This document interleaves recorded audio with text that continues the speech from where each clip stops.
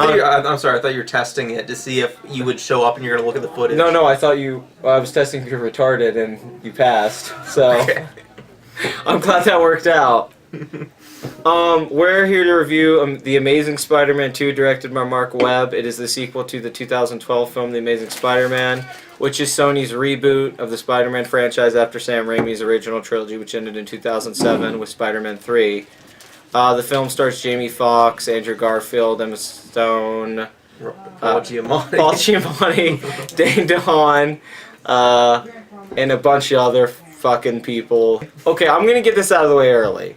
This is our first review, so bear with us because we don't really have a format yet. But I'm gonna get this out of the way. I want to talk about the good things about the movie first, because we have a lot to say about the movie, and most of it's negative. And I'm not attacking anyone out there who was excited about this movie as a Spider-Man fan, because we're both hardcore Spider-Man fans. No doubt. Been reading the comics my whole life. Saw the first movie in 2002 in the theater a bunch of times. We both like the first Amazing Spider-Man. We think it's a decent movie. So don't think we're haters. Don't judge us on that. The good things about this movie, Spider-Man.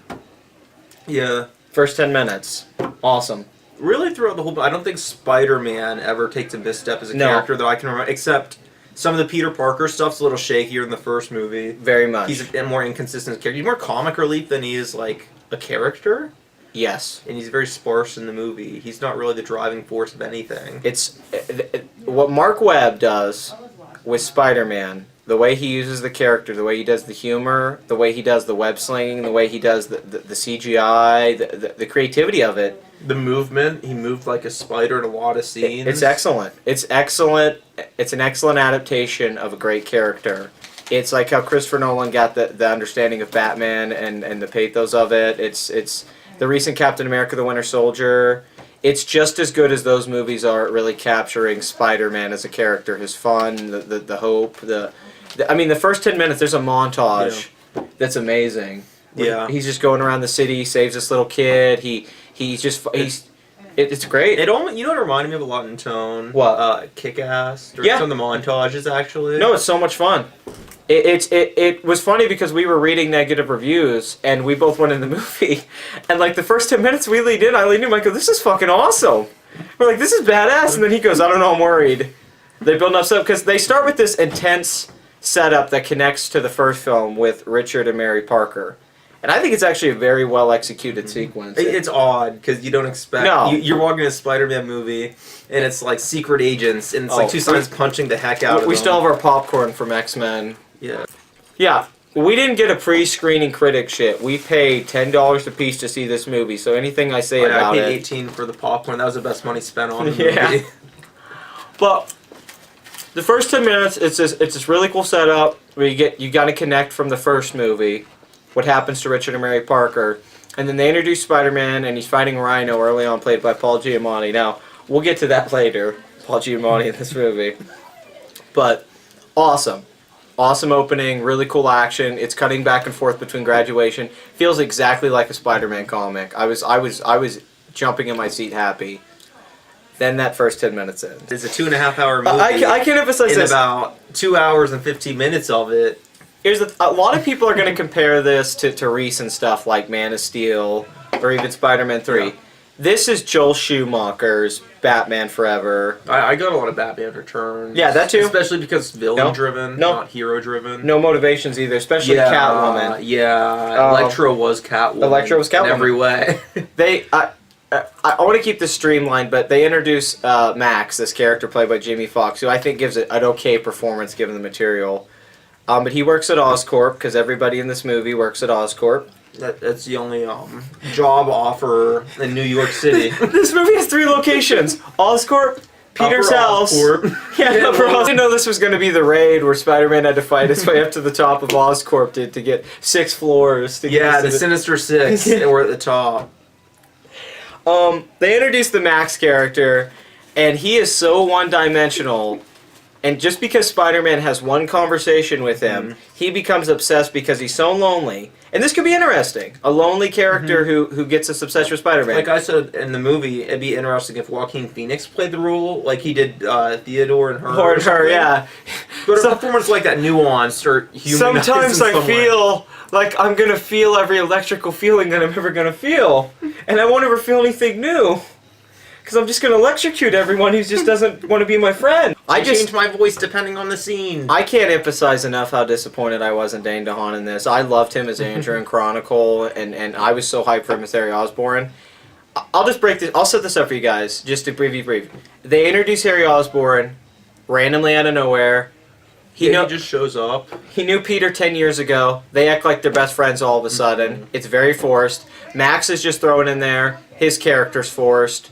Gwen's in there. Her and Peter's relationship is forced. Aunt May's forced. Everything's forced. Before we just go into like bashing it completely, the relation between Peter Parker and Mary Jane. Yeah, Gwen Stacy is acted well. That's yeah, it's really charming and fun, especially the first bit when they're first talking. Beautiful. Good chemistry. And that's what's sad about this movie to me is that the charm of the first movie is the intimacy between all the characters, Kirk Connors and Peter Parker. Yes. Him and Gwen Stacy. It's a human story. Yeah, and this film lacks humanity. It's caricatures. It's very condescending in that kind of orky way. Is that an adjective? No, Orky and Kurtzman. Orky school of screenwriting. No, if you get on Twitter, Orky or Kurtzman will tell you how you're wrong. No, 60% on Rotten Tomatoes, asshole. Yeah, that's over 50, kind of. I don't know what Sony's plan was when rebooting this. I thought their idea was that they were going to have to get through an origin story and then start telling their own stories within the universe. What they did instead was made a Spider-Man clip show where there's about 5 different movies that are edited together into a 2.5-hour mess of a film that is consistently changing tone from serious to campy, funny, action to dull. No, there's scenes of dialogue that are just ramblings. Let me get I'm to. gonna follow you forever. Do it. Jesus. There's a lot of setup and payoff, but they don't want to wait to pay it off. Everything. There's no character development. No, it's immediate. It's very shallow in that way. Like, nothing's earned. Every character gets from point A to point B without earning it. Like, Harry Osborn starts one way and he immediately becomes another way without any natural progression. Same thing with Max. That's one issue with the pacing, is that there's so many characters in the movie. Wait. Pacing? Well, yeah. Are you fucking with me? Well, that's... Next you're going to tell me there was a tone. There was 5. Oh, that's right. No, Mark Webb made 5 really different movies. Yeah. No, the pacing with each character, there's so many, and they wanted to go through all these changes, kind of, or at least appear to, because they had to make the assumption. There's still a lot of popcorn in here. Oh, thank God. No, it's as long as that movie. It just says, this movie's an endless bag of popcorn. Each scene with the character, they'd be completely different. Yeah. But the thing was, there might be like 20 minutes between, because there's so many fucking characters that you can't get to each one and develop it. No, and they force. I mean, I cannot emphasize this enough. This cannot be argued, makes these characters one-dimensional and their motivations are that simple. There was a scene where agents are looking for Gwen Stacy because they want her. Yeah, because she found out some... No, like... She Googled something and they got angry at her for it at work. This is the setup of this movie. Like, one character's doing something that connects to the other character, that connects to the other character, and they all wrap around within the same radius of, like, 100 yards. Like, everything, for 2.5 hours. And it's immediate. No, it's immediate. Like Gwen Stacy, Peter Parker makeup on the bridge. Elektra's over there. Elektra's, like, right over there. Goblin flies right over. Aunt May's in the hospital. Yeah, Ant-Man's in the hospital. Yeah, and Paul Rudd's in the hospital as Ant-Man getting ready. That was cool, though. I like the Ant-Man. If Edgar Wright had stepped in and taken over... we're filmmakers. We're independent filmmakers, and we make film on very low budget. And our films, the big thing with filmmaking is storytelling, structure, narrative, tone. That's your job as a director. Technical complexity doesn't mean anything if you don't have any sense of the story or characters. And this film, while being a very good-looking film, and the effect of Electro being surprisingly decent, detailed and yeah, it really was Dr. Manhattan, just without the complexity. No, it really bothers me. They gave him basically godlike being powers. They did what Alan Moore did with Swamp Thing in the '80 comic run, and what Dr. Manhattan is basically like he's a god. He's pure energy, so he basically exists in everything. And my point, I leaned over and I said, well, how's Spider-Man supposed to beat him? And their solution, they come to it in such a contrived manner I didn't even hear what the solution was. I just heard Gwen's. It was the Sissy. magnets and the web shooters had the magnets, and then that made the web connect, and then he was able to dodge like the. You're making that up, right? You're making things up again, Randy. This movie fucking sucks, and you know it. Like, I want to say good things because there's scenes that are good. Like, it's not There's like scenes that are perfect, even. no, they're not poorly directed. They're not poorly acted by Kyle. Back up. They're not poorly directed. They're not poorly acted. It's just they don't connect. It's just a movie of scenes. They don't have any cohesive whole. That's what I was getting to earlier with the agents looking for Gwen Stacy when I leaned over you and said, "This is actually a brilliant allegory for the producers looking for the plot of this film." And like, it's not over here. I can't find it. There's this blue electro thing. Basically, the first film, my only issues with it is that it was too familiar in the Raimi universe, that it was telling the same story again. But it did try to do its own thing. It tried to kind of be the Batman Begins, if you will, for Spider-Man. This film's trying to set up an Avengers universe where they have multiple characters in the one universe. The problem is each Avengers film before had its own story. This film throws in characters like Harry Osborn that you don't know. And they give you backstory and you don't know any of it. It's not set up. Giamatti, Nakbar Fubagachi, it's a Rhino. And he's just in the beginning and then the end, which is the worst scene in the movie. I've been waiting to get to this. Paul Giamatti is one of the greatest actors of the last 20 years. He Sideways. I mean, I could go on and on. He's a wonderful performer. He gives a Razzie-worthy 0 out of 10 performance in this movie where he just yells and grunts. I couldn't even understand what he was saying. I'm gonna show you. The movie starts good. It starts like an 8 out of 10. Then it slowly becomes like a 7 out of 10. Then it becomes a 6. And then by the end, it's one of the worst films I've seen in the worst superhero films I've seen in the last couple. I mean, the very end is so cheesy and so terrible and so contrived and set up and doesn't earn any of its moments.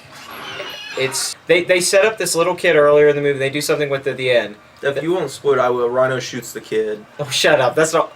They just do something very retarded at the end. And it's... At the end? Yeah. It's just hard because I don't know what to talk about this movie. It's not about anything. Yeah. I can't tell you its themes. Mm-hmm. The only core theme was that Harry and Peter came from the same place. They're an individuality. We sold a lot of fucking sodas, I guess. Yeah, we did good on that. Yeah. But they get their own individuality, you know, and they both communicate about that. You know, it's kind of this orphan story. It's a mirroring thing. But it's the only concept that's interesting in the film, and it's not explored. It also does the Harvey Dent plotline from The Dark Knight Rises with Gwen Stacy's father, and he shows up randomly throughout the movie as a ghost. Yeah, Peter has some kind of PTSD where he keeps seeing Dennis Leary. See, originally he was supposed to see Bill Hicks. I have that same thing. You ruined my fucking Bill Hicks joke. I was saying he keeps seeing Bill Hicks, and then it turns into Dennis Leary. In the end, he saw Jerry Seinfeld, which was cool. What's the deal with airplanes in this movie? There's like 5 of them. No, they have all these airplane fetishes. It's very fetishistic, yeah. Mark Webb then he does like these indie music scenes where like Peter's like yeah. He listens to the soundtracks they play at Walmart over the intercom. It's 500 Days of Summer. Like he's setting up the stuff and like he's like I gotta put the stuff together. I know where I'm at now. I'm gonna listen to some Slayer or like put these pictures. Yeah. And let me say the thing I hated about the movie the most is the scientist character that Electro's locked in the prison. Oh, he's this Russian stereotype. Hello there, Electro. You are quite powerful. His name, I don't know if you caught it. I saw a review earlier. That's the only reason I think I caught it, 'cause his accent's so thick that you can't understand. His name's Dr. Kafka, which is supposed to be indie credits, like the. I am Dr. Kafka. I am going to shock you, Electro. I can't act as bad as this guy. Like, no, he's very talented. Think Raul Julia in the Street Fighter movie. Like, of course. Like that kind of over the top.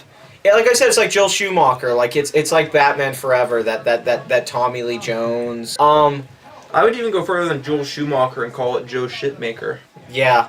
No, I mean, and I don't blame Mark Webb. I think Mark Webb does a very good job shooting the movie and putting the scenes together. Mm-hmm. I think the script, which is a mess, and the producing is horrible. Yeah, it makes you wonder if there actually was a script or if there's a very good pitch. No, even some of the scenes with Gwen and Peter feel improvised. Like it's like, hey, we're fucking in real life, so we're just gonna talk, and then we're just gonna like. There's a scene where he's trying to get back with her at this fair thing where there's lights and they're in New York. No, they go to China for a second. Yeah, no, he's just talking to her. He's trying to woo her, And it's not really a Peter Parker thing or Spider-Man thing or anything. Within the relationship, he's just talking really like, "I like your dimples. You got that piggy nose. I want to lick it." No, I mean, it doesn't- And she's like, "Oh, Peter." There's been so many people recently on forums online criticizing the Sam Raimi films for how campy they are and how cheesy they are. And I get where you're coming from a little bit. Like, I get it. Like, there's cheesy stuff, the Gollum stuff. But I'm sorry, like, as far as Hollywood writing goes, or just melodrama between Mary Jane and Peter, you get a better sense of that relationship in Spider-Man 2 than you do in this movie. And I'm going to talk about the first this movie. It's just banter. They're just talking, and they're not talking about anything. The sad thing is they have such good chemistry. Mark Webb knows so well how to direct romance. He's wonderful at it. But there's really only 3 or 4 scenes between them, and I feel like it was half the movie like the first one. Yeah. And I get it, it did focus a lot on that aspect of the movie, for better or worse.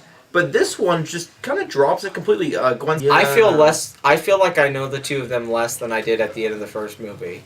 I mean, I don't know who they are anymore. Like, I don't know why I know they're what Gwen Stacy is. the dubstep soundtrack Yes. and how it's like the worst thing in the movie. Whenever Electro does stuff, there's dubstep. Spider-Man is my enemy. Yeah, and he dubsteps the shit out of Spider-Man. The soundtrack, like I said, it's the worst part of the movie. It's a 0 out. Yeah, they dump Electro in water, it's playing classical music, and it's really cheesy. Oh god, don't. It's one of the only scenes where Why the fuck classic did you music even mention that? makes the scene less sophisticated. This last call, that's what we're calling it, last call review. So last calls are ratings. We're gonna do a grade system because it's more subjective seeming than numbers, which are concrete, and we just like it. I could go on about this movie for 10, 20 more minutes. We wanted to, but we don't want to stretch it out. We want to try to keep these around 20 minutes. But basically, Paul Giamatti's terrible. Dane DeHaan's okay. Jamie Foxx is okay. Their characters are crap. Yeah. Andrew Garfield's great. Emma Stone, great. Yeah. As actors, Sally Field, I'm kind of mixed on. I think she did really bad in parts and really good in parts. She's a Tupperware lady. Yeah. She makes Tupperware. The Tupperware in the movie is okay. But I say no plot, no structure, no narrative, bad character development, and just a really some great scenes. A lot of scenes that might be decent if they had context, and then some awful scenes. A+ Spider-Man scenes, like 5 of them.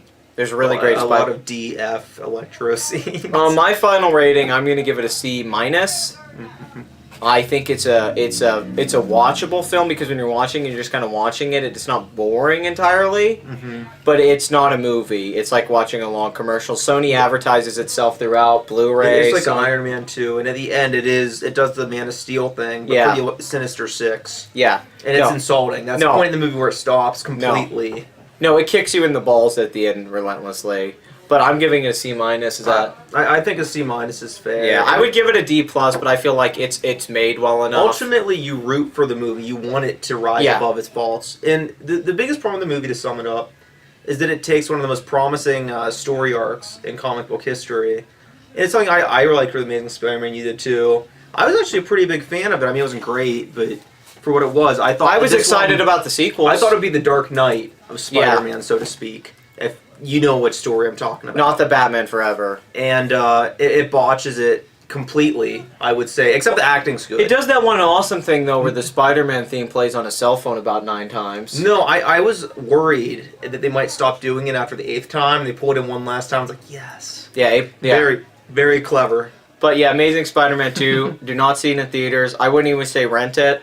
Stream it. Yeah, stream it or watch it Netflix, if it's ever on there, TV. HBO. Make your own opinion. I know a lot of people are going to be pissed. They're going to say it's a great Spider-Man movie. I don't give a shit. It's a piece of shit film. It's not a good movie. You got to make a good film. I don't care if it's a good version of a character. It's a sad waste of potential in every way. No, Sony might have just killed the franchise. Like, send the rights back to Marvel. Again. Yeah, you just fuck Spider-Man. Yeah, that's it.